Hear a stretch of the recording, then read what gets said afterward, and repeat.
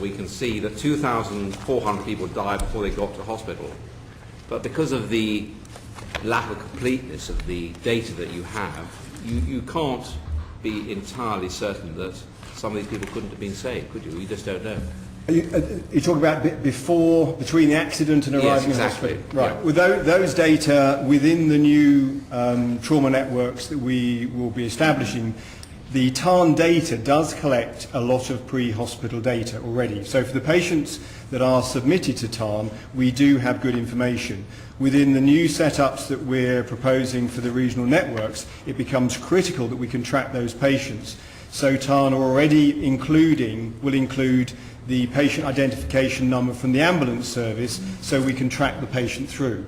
And then we will be able to look at that in the future. But at the moment, very often these patients, I think we need fairly early on in this discussion to actually quite understand what we mean by major trauma. We are talking about patients who either have one system injury which is very severe and life-threatening, or they have multiple injuries to different body parts which accumulate to a life-threatening event. And so these patients at the scene are frequently unidentified, they're not conscious, you don't know who they are, you don't know their age, and in fact identifying those patients through the system is a technical difficulty, particularly if they are moved through various stages in the organisation. But that will be put right by the new system that comes in and the linking of the ambulance service patient report form to the NHS data sets that exist. Now, Sir David has promised me that progress is being made, but if TARN participation isn't complete, are you going to be sure you're going to have the information to do all this by 2011? We will have TARN have to be complete. The SHAs, as they're putting their project boards together, without exception so far, all of them are requiring that the hospitals that will be functioning within the network will return TARN data. Okay.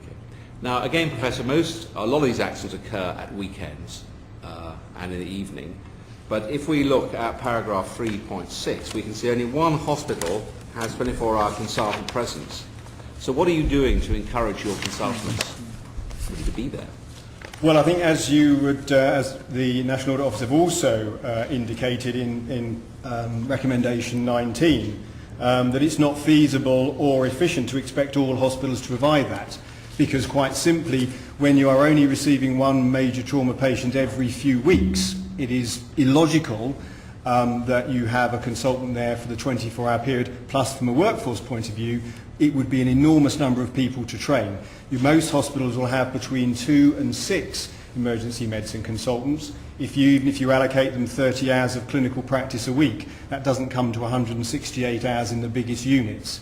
So what is important is that also those patients arriving, if it takes 8 doctors to work most 24-hour rotas, that means that they will come across a seriously injured patient of this magnitude in a hospital perhaps once every 2 months on a statistic. And the patient that they receive this week may have a serious brain injury. The one in 2 months' time may have a burst lung or a ruptured bowel. The one in 3 months' time may have a crushed pelvis and mangled limbs. Well, I don't now, there's no too much detail, thank you. I think it's important we understand it, Jim. It's all right. But that means that even if you have a consultant present, you are still compromising the others. So what we have to do is to make sure that the patient either goes directly to a hospital that does have the consultant presence and all the facilities to support what they need, or the patient, if they arrive in a hospital for geographical transfer time reasons, is one that cannot support that, then they are moved expeditiously to one that can.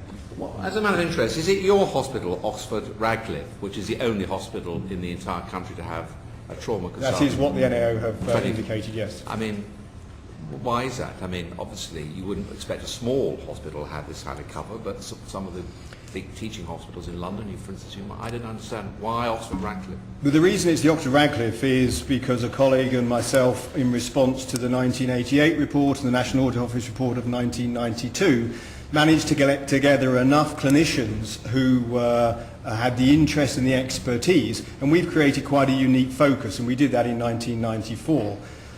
That is something that's very difficult to do. It has been difficult to maintain, but it does prove from the outcome figures that it is a model that is sustainable, and that's where we need to get to for those big hospitals. You're obviously a hero of the Public Accounts Committee for your work. Well done.